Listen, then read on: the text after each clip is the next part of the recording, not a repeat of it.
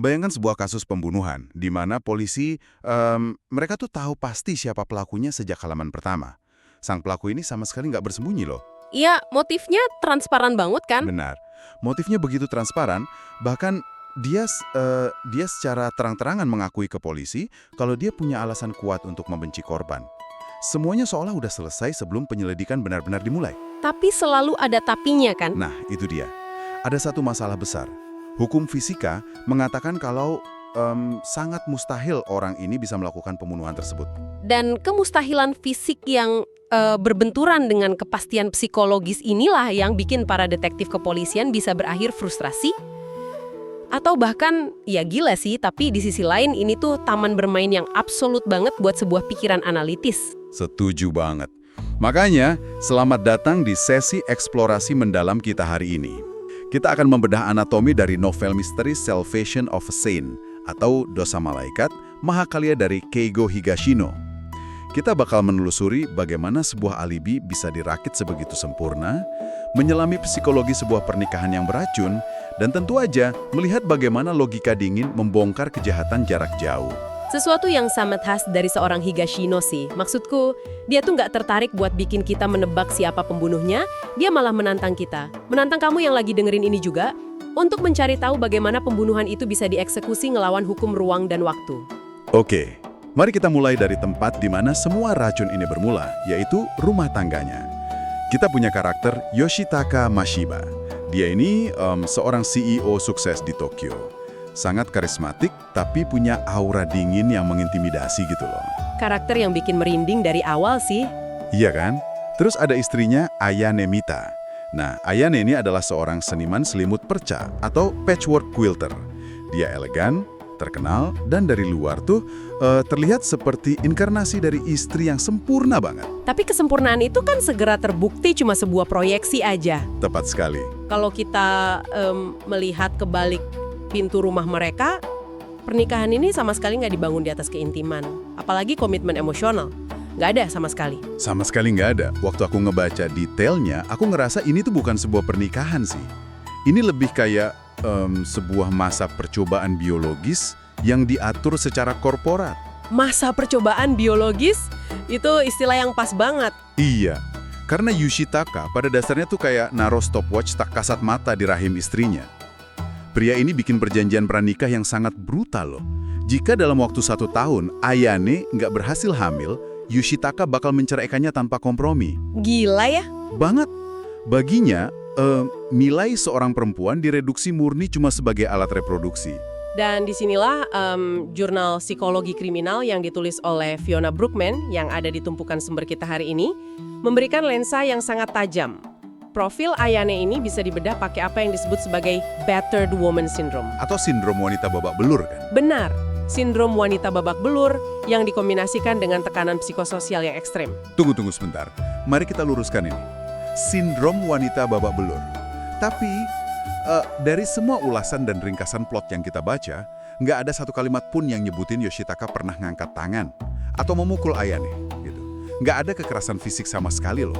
Nah, itu adalah asumsi yang sangat umum sih. Asumsi bahwa kekerasan tuh harus selalu ninggalin memar yang bisa dilihat secara medis. Padahal agak selalu gitu ya? Persis. Yang dijelaskan sama Brookman adalah bagaimana kekerasan psikologis bisa sama merusaknya, atau bahkan kadang lebih merusak. Tuntutan patriarki Yoshitaka, pandangannya yang secara eksplisit menganggap Ayane nggak berguna kalau nggak bisa hamil, dan tenggat waktu 1 tahun yang terus berdetak setiap hari, itu menciptakan penderitaan mental yang luar biasa. Kayak semacam distress konstan ya? Betul, Ayane tuh hidup di bawah ancaman bahwa eksistensinya, posisinya di rumah itu akan dihapus kapan aja. Oke, aku bisa memahami tekanan itu. Tapi bukankah Battered Woman Syndrome tuh biasanya menjelaskan tindakan kekerasan yang sifatnya reaktif? Maksudku kayak seorang istri yang tiba-tiba ngambil pisau di dapur karena udah nggak tahan lagi pada saat itu juga. Kayak pembunuhan spontan gitu? Itu poin yang sangat kritis. Biasanya, sindrom ini emang menjelaskan kekerasan impulsif sebagai bentuk pertahanan diri. Tapi yang bikin kasus Ayane ini jadi anomali psikologis yang mengerikan adalah dia nggak bereaksi secara spontan. Oh, dia merencanakannya? Iya, dia menginternalisasi penderitaan itu dan mengubahnya jadi semacam perhitungan matematis. Pembunuhan di sini diklasifikasikan sebagai kekerasan ekspresif pelampiasan kebencian yang mendalam, tapi dieksekusi dengan tingkat presisi instrumental yang sangat dingin. Wow. Dan kebencian itu akhirnya mendidih, tepat setelah tenggat waktu 1 tahun itu berakhir kan. Yoshitaka, sesuai dengan klausul kontrak kejamnya, itu beneran mencampakkan Ayane. Tanpa belas kasihan. Tanpa belas kasihan sama sekali. Tapi dia nggak cuma menceraikannya loh. Yoshitaka dengan santainya ngumumin kalau dia udah punya wanita pengganti. Dan coba tebak siapa? Ini bagian yang paling bikin emosi sih. Banget. Penggantinya adalah Hiromi Wakayama, asisten dan murid Ayane sendiri yang ternyata udah mengandung anak Yoshitaka. Sebuah penghancuran identitas yang total banget buat Ayane. Dia dihancurin secara biologis karena nggak bisa hamil, terus diinjak-injak harga dirinya sebagai seorang istri, dan dikhianati secara profesional sekaligus personal sama muridnya sendiri. Ya ampun, itu tuh emang resep yang sempurna buat sebuah pembunuhan sih. Coba dah, kamu posisikan dirimu sebagai Ayane sejenak. Kamu mendengar pengkhianatan ini, tapi kamu mengklaim ke orang-orang kalau kamu masih mencintai suamimu. Cinta yang toksik. Iya, ini cinta yang udah terinfeksi kan, yang bermutasi jadi keputusan buat mencabut nyawa, yang mana membawa kita pada akhir pekan pembunuhan tersebut. Sebuah akhir pekan yang menciptakan alibi paling nggak masuk akal dalam sejarah fiksi kriminal. Oke, mari kita bedah kronologinya nih. Garis waktu ini adalah kanvas utama dari teka-teki Higashino. Kita mulai di hari Jumat malam. Ada pesta makan malam di rumah keluarga Mashiba. Yoshitaka dan Ayane bertindak sebagai tuan rumah yang ramah, menjamu tamu. Dan Hiromi juga hadir di sana. Suasana yang pasti canggung banget di balik layar. Pasti dong. Terus keesokan paginya, di hari Sabtu, Ayane berkemas dan pergi ke Sapporo buat mengunjungi orang tuanya. Sapporo itu ratusan kilometer jaraknya dari Tokyo. Butuh penerbangan kan? Alibi yang sangat solid. Ya. Nah, begitu Ayane pergi, Hiromi yang sekarang jadi selingkuhan resmi masuk dan menginap di apartemen Yoshitaka. Lalu, pada hari Minggu malam saat Hiromi kembali ke apartemen, setelah pergi sebentar keluar, dia menemukan Yoshitaka udah tewas di lantai ruang tamu. Akibat racun arsenik? Betul, racun arsenik yang tercampur di kopi yang baru aja diminumnya. Itu benar-benar sebuah paradoks yang mengunci polisi dalam ruangan tanpa pintu. Coba pikirin, Ayane adalah satu-satunya orang di dunia ini yang punya motif paling logis dan paling kuat buat ngebunuh Yoshitaka. Polisi juga langsung sadar soal ini. Karena ceritanya sangat jelas kan? Iya, tapi saat racun itu masuk ke tubuh Yoshitaka di hari Minggu, Ayane tuh secara fisik ada di Sapporo, ratusan kilometer jauhnya dari cangkir kopi itu. Dan di sisi lain, kita punya Hiromi. Dia ini satu-satunya orang yang ada di apartemen itu sepanjang akhir pekan. Dia bahkan yang menyeduh kopi di akhir pekan itu pakai air keran. Tapi, buat apa dia ngebunuh Yoshitaka? Nggak ada alasan sama sekali. Kan? Pria ini baru aja mau menikahinya, mengangkat statusnya, dan dia lagi ngandung bayinya. Hiromi tuh sama sekali nol besar dalam hal motif. Jadi kita punya situasi di mana pelaku dengan motif absolut nggak punya kesempatan fisik, dan pelaku dengan kesempatan fisik absolut nggak punya motif sekecil apapun. Bikin pusing polisi ya. Tapi jujur nih, ada satu hal yang lumayan menggangguku dari sikap Ayane ini. Apa tuh? Kalau dia emang ngerancang pembunuhan ini sedemikian rupa, kenapa dia malah bersikap seolah-olah ngundang polisi buat mencurigainya? Maksudku, dia emang kooperatif ya, tapi dia secara terang-terangan bilang ke detektif, suami saya mencampakkan saya demi asisten saya. Iya. Bukan kayak seorang penjahat yang cerdas harusnya nangis histeris, nyembunyiin fakta perselingkuhan itu, dan pura-pura pernikahannya tuh baik-baik aja. Kenapa dia malah nyerahin motifnya di atas piring perak gitu loh? Salah satu ulasan dari blog book Buci yang kita baca pakai istilah yang sangat tepat buat ngegambarin ini, yaitu strategi overexposure atau paparan berlebih. Paparan berlebih? Maksudnya kayak sengaja menatap langsung ke arah matahari supaya polisi jadi buta gitu. Persis banget kayak gitu. Ayane sengaja nyerahin dirinya ke bawah lampu sorot investigasi yang paling terang. Dia bertindak layaknya malaikat yang berduka, namun sangat jujur. Kejujuran yang mematikan. Iya, dengan ngakuin motifnya secara langsung, dia bikin polisi jadi terobsesi sama dia.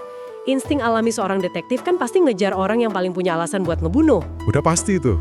Tapi Ayane tahu Nggak peduli seberapa keras polisi membongkar hidupnya, mereka tuh bakal selalu nabrak tembok beton bernama alibi Sapporo. Mereka nggak akan pernah bisa membuktikan kalau dia yang menuangkan racun di hari Minggu itu. Oh, wow. Aku ngerti sekarang. Jadi kalau polisi sibuk menghabiskan semua sumber daya dan waktu mereka buat nyoba memecahkan alibi Ayane yang tak tertembus itu, Mereka nggak akan punya waktu buat nekan tersangka lainnya. benar. Kebuntuan yang sengaja diciptakan ini sebenarnya adalah sebuah tameng ya. Ayane menggunakan dirinya sendiri sebagai umpan buat ngelindungin Hiromi. Melindungi wanita yang rebut suaminya. Gila, ironis banget kan? Hiromi ini satu-satunya orang di TKP loh. Secara teknis, dia tuh tersangka paling logis kalau kita cuma ngelihat dari kedekatan fisik aja. Hancur ala interogasi dan jeratan hukum. Itu tuh manipulasi yang luar biasa cerdas. Tapi juga punya lapisan moral yang sangat kelam dan rumit sih. Ayane ngerancang labirin buat polisi, dan detektif senior di kasus ini, si Kusanagi, langsung tersesat di dalamnya. Kusanagi itu representasi dari kelemahan insting manusia yang bias. Dia nggak bisa misahin objektivitas dari daya tarik personal. Iya, Kusanagi ini bener-bener kehilangan arah loh. Dia ngelihat Ayane, ngelihat keanggunannya pas lagi bikin selimut perca, ngelihat ketenangannya, dan Kusanagi secara nggak sadar mutusin kalau, wanita secantik dan seelegan ini nggak mungkin dong jadi pembunuh berdarah dingin. Untungnya ada partner juniornya kan? Nah, itu dia. Disitulah partner juniornya masuk, detektif Utsumi Kaoru. Utsumi tuh nggak terpesona sama sekali. Intuisinya teriak keras banget kalau Ayane tuh sang dalang. Tapi dia juga sadar kalau dia nggak bisa bawa perasaan ke pengadilan. Dia butuh mekanisme, dia butuh bukti fisik. Dan ketika Utsumi nyadar kalau pendekatan kepolisian konvensional itu gagal, dia akhirnya beralih ke seseorang yang melihat dunia bukan lewat lensa emosi manusia, melainkan lewat hukum termodinamika dan mekanika. Profesor Manabu Yukawa. Sang detektif Galileo. Pendekatan Utsumi ini luar biasa sih menurutku. Rasanya kayak, bayangkan kamu lagi ngendarain mobil di jalan tol, terus tiba-tiba mesin mobilmu meledak. Kusanagi itu tipe polisi yang bakal sibuk mewawancarai semua orang di jalan, nanya siapa yang punya dendam pribadi sama kamu. Sibuk nyari motif manusianya. Iya, tapi Utsumi malah manggil seorang insinyur mekanik buat membongkar ruang bakar, ngecek tekanan suhu, dan nyari tahu hukum fisika apa yang dimanipulasi sampai mesin itu hancur. Analogi yang sangat akurat sih. Bagi Yukawa, kebohongan, perselingkuhan, kecemburuan itu semua cuma kebisingan aja. Dia nggak peduli sama drama rumah tangga mereka. Dia cuma peduli sama fisika. Betul, dia cuma peduli sama elemen material di TKP. Kopi, suhu air, bubuk arsenik, dan sisa botol air minum. Dia ngebongkar pembunuhan ini sepenuhnya sebagai masalah engineering. Oke, terus gimana sang insinyur fisika ini membongkar trik sulap Ayane? Karena jujur aja nih ya, ngebunuh seseorang dari jarak ratusan kilometer pakai racun lambung tuh terdengar kayak fiksi ilmiah loh. Yukawa memulainya dengan observasi terhadap detail yang sangat mikroskopis. Sesuatu yang dilewatin gitu aja sama polisi biasa. Dia ngelihat pola kebiasaan. Berdasarkan diskusi dari sumber-sumber kita, ada 2 kebiasaan yang saling berbenturan di rumah itu. Kebiasaan apa tuh? Pertama, Yoshitaka tuh orangnya sangat arogan dan sok peduli kesehatan. Dia cuma mau minum air dari botol kemasan khusus. Dia nggak akan pernah nyentuh air keran buat minumannya. Oke, itu kebiasaan Yoshitaka. Terus yang kedua? Kebiasaan kedua ada pada Hiromi. Selama akhir pekan itu, Hiromi nyeduh kopi pakai air keran. Kenapa? Karena sebelum Ayane berangkat ke Sapporo, dia dengan nada keibuan dan sangat ramah menasihati Hiromi. Dia bilang, jangan buang-buang air kemasan suamiku buat nyeduh kopi. Pakai aja air keran, rasanya sama aja kok setelah direbus. Astaga, jadi Ayane memanipulasi Hiromi secara verbal supaya Hiromi aman. Iya, Dia tahu kalau Hiromi pakai air kemasan, Hiromi bisa aja tanpa sengaja ngerusak rencana besarnya. Atau yang lebih buruk lagi, Hiromi sendiri yang bakal mati. Ayane secara psikologis menyingkirkan Hiromi dari zona bahaya dong. tepat sekali. Tapi deduksi fisik tentang bagaimana racun itu bisa ditunda memakan waktu yang lumayan lama buat dipecahin. Yukawa di labnya tuh sempat bereksperimen dengan teori yang sangat rumit loh. Teori kapsul itu ya? Iya, dia mikirin kemungkinan kalau racun bubuk itu dimasukkan ke dalam kapsul gelatin tebal dan disembunyiin di dasar teko pemanas air. Teori awalnya adalah gelatin itu bertindak kayak timer biologis. Dia baru akan meleleh dan ngelepasin racun setelah air direbus berkali-kali selama beberapa hari. Teori kapsul waktu itu emang masuk akal sih. Tapi rasanya agak terlalu berisiko nggak sih? Kayak gimana kalau Hiromi merebus air lebih sering dari yang diperkirakan Ayane? Kan bisa berantakan. Nah, itu dia. Memang terlalu beresiko. Dan kebenaran yang akhirnya ditemui Yukawa ternyata jauh lebih menakutkan karena kesederhanaannya. Bukan kapsul gelatin? Bukan. Nggak ada kapsul gelatin sama sekali. Racun arsenik itu nggak ada di dalam teko kopi. Racun itu ditempatkan dengan presisi yang mengerikan di dalam filter air. Di mesin penyaring air keran di dapur. Iya, persis di sana. Tunggu bentar deh. Coba jelasin mekanismenya ke aku. Kalau racunnya ada di filter air keran, kenapa Hiromi nggak mati pas dia bikin kopi pakai air keran di hari Sabtu dan Minggu pagi? Nah, inilah bukti kejeniusan Ayane yang benar-benar luar biasa. Racun itu emang dimasukin ke dalam jalur air keran. Tapi ingat, Ayane ini ratu di dapur itu. Selama berbulan-bulan dia yang memanajemen rumah itu. Ayane yang ngurusin filternya. Oke. Ketika Ayane bersiap pergi ke Sapporo, dia mengaktifkan perangkap itu. Tapi dia juga mastiin kalau di rumah tuh masih ada sedikit sisa air kemasan. Aku mulai nangkep nih gambarannya. Selama akhir pekan, Hiromi karena udah dinasihati sebelumnya pakai air keran. Tapi karena mekanisme dan letak arseniknya di dalam filter itu sangat kompleks, racun itu mungkin nggak langsung larut sepenuhnya dalam sekali pakai. Atau mungkin Ayane emang ngaturnya di saluran yang spesifik gitu loh. Tapi pemicu utamanya adalah Yoshitaka sendiri. Gimana pemicunya? Pada hari Minggu malam, Hiromi kebetulan lagi keluar rumah. Yoshitaka pengen minum kopi. Dia nyari botol air kemasan favoritnya, tapi Ayane udah mastiin kalau stok botol itu habis. Jadi Yoshitaka, pria arogan yang benci banget sama air keran ini, karena merasa malas dan lagi sendirian di rumah, dia nggak punya pilihan lain kan? Dia terpaksa pergi ke dapur, muter air keran yang udah dipasangi filter beracun sama istrinya, dan pada dasarnya menyeduh kematiannya sendiri. Sebuah kejahatan yang sama sekali nggak bergantung pada kehadiran fisik pelakunya loh. Kejahatan ini murni bersandar pada pemahaman psikologis yang mutlak tentang rutinitas si korban. Ayane tahu pasti gimana suaminya bakal bereaksi ketika air botolannya habis. Coba deh, pikirin ini sejenak. Kamu bangun di pagi hari, jalan ke dapur, dan nyalain filter air keran atau mesin kopimu. Itu kan sesuatu yang kamu lakuin secara otomatis ya, tanpa berpikir panjang. Bayangkan ada seseorang yang pakai kepastian dari rutinitasmu yang ngebosenin itu sebagai senjata. Merinding sih. Dan ini memunculkan pertanyaan tentang tingkat kesabaran yang nggak manusiawi. Coba bayangin seberapa besar ketabahan yang dibutuhin buat menanam sebuah perangkat mematikan di rumahmu sendiri dan hidup berdampingan dengan perangkap itu setiap hari. Gila. Ini tuh bukan amarah yang meledak sesaat loh. Ini adalah desain kematian yang diukur dengan milimeter. Desain kematian yang sangat sabar ini sebenarnya juga tercermin dalam cara novel ini ditulis sih. Kalau kita nyelamin ulasan dari para pembaca dan kritikus dari tumpukan sumber kita kayak dari Steve Donohue, terus komunitas di Kompasiana, sampai kreator buku di Lemonade, novel ini ternyata lumayan mempolarisasi pembaca loh. Sangat mempolarisasi. Soalnya Higashino tuh pada dasarnya merombak total struktur misteri tradisional. Beda dari yang lain ya. Banget. Jika Agatha Christie atau Arthur Conan Doyle seringkali ngasih kita whodunit misteri tentang siapa pelaku dari sekelompok tersangka, maka Salvation of a Saint ini murni adalah sebuah howdunit. Misteri tentang bagaimana caranya. Betul. Ini adalah iterasi modern dari konsep misteri ruang tertutup. Cuma bedanya, yang terkunci itu bukan pintu kamarnya, melainkan ruang di dalam pikiran pelakunya sendiri. Tapi, tahu nggak sih, dari semua deduksi fisika yang rumit itu, yang paling bikin aku terpukul justru waktu Higashino ngungkapin kepingin puzzle terakhirnya. Motif dibalik motif itu loh.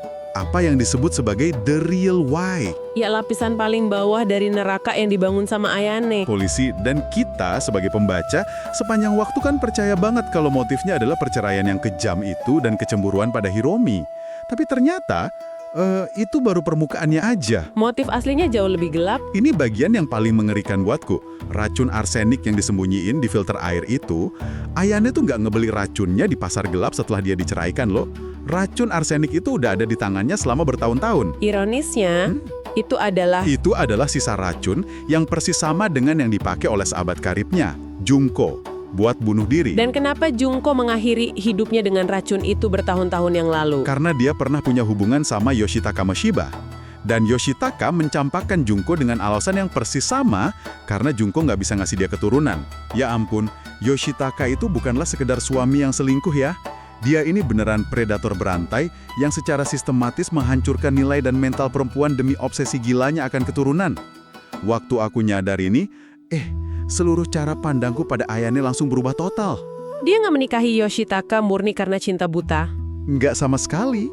Dia masuk ke dalam pernikahan itu berjalan di altar dengan racun milik sahabatnya yang udah meninggal itu tersimpan rapi di kopernya. Ini adalah bentuk pembalasan dendam yang tertunda. Ayane ngasih Yoshitaka waktu 1 tahun itu tuh bukan sekedar ngikutin tenggat waktu kontrak pranikah dari Yoshitaka. Terus apa dong? Itu adalah tenggat waktu yang Ayane berikan sendiri buat ngelihat apakah pria ini punya secercah kemanusiaan. Apakah Yoshitaka bisa mencintai seorang wanita lebih dari sekedar fungsinya sebagai inkubator. Wow. Dan saat Yoshitaka gagal membuktikan kemanusiaannya, saat dia ngulangin siklus kekejamannya dengan menyingkirkan Ayane dan membuahkan anak dengan Hiromi, Ayane nggak sekedar cemburu. Dia mengeksekusi hukuman mati yang sebenarnya udah dijatuhin sejak hari pertama pernikahan mereka. Ayane menjelma menjadi algojo bagi utang masa lalu sahabatnya. Narasi Higashino di sini sebenarnya nyembunyiin kritik sosial yang sangat tajam di balik kejeniusan fisika Yukawa. Kritik sosial soal apa tuh? Ada tragedi tentang ekspektasi sosial yang merumukkan, tentang peran gender patriarkis di mana perempuan itu selalu didevaluasi, dan seberapa ekstrim kompromi yang bisa dilakuin manusia ketika cinta dan kebencian bercampur jadi satu entitas. Jika kita menarik mundur lensa kita dari detail mikroskopis ini tuh maksa kita buat konfrontasi judul buku ini sendiri. Salvation of a Saint. Keselamatan Sang Malaikat. Kita kan sering diajarin kalau keselamatan atau salvation itu adalah tentang pembebasan yang suci ya. Tentang mengangkat seseorang dari kegelapan menuju cahaya yang terang. Tapi di dunia Higashino, keselamatan ini berbau arsenik. Karena keselamatan yang dikasih sama Ayane itu sama sekali nggak suci. Terkadang tindakan buat nyelamatin seseorang mengharuskanmu buat berubah jadi monster. Ayane mengorbankan nuraninya, ngehancurin sisa-sisa cinta yang mungkin masih dia miliki, dan dengan sengaja berjalan menuju kehancuran hukum. Semua pengorbanan itu buat apa? Semuanya demi nyelamatin nyawa Hiromi. Menyelamatkan bayi tak berdosa di dalam kandungan itu dari ancaman sifat Yoshitaka di masa depan. Dan secara spiritual, menyelamatkan kehormatan ingatan tentang Junko. Menyelamatkan kehidupan dengan cara merancang sebuah kematian. Ini tuh benar-benar paradoks moral yang nggak bisa dijawab dengan biner benar atau salah sih. Hukum fisika Galileo mungkin bisa memecahkan gimana air mengalir ngelewatin filter beracun itu. Tapi nggak ada satupun rumus matematika yang bisa memecahkan seberapa dalam lumpur emosi manusia. Dan justru di dasar lumpur yang gelap itulah, kebenaran dari sifat manusia bersembunyi. Seringkali mengenakan topeng seorang malaikat yang lagi berduka. Benar banget. Sebuah misteri ruang tertutup di dalam pikiran pelakunya. Nah, untuk menutup investigasi dan eksplorasi kita hari ini, aku pengen ninggalin kamu yang dari tadi dengerin obrolan kita, dengan satu pemikiran untuk direnungkan sendiri. Sebuah pertanyaan penting. Saat kamu melihat orang-orang yang kamu cintai dan kamu lindungi, apa yang sebenarnya kamu berutang pada mereka?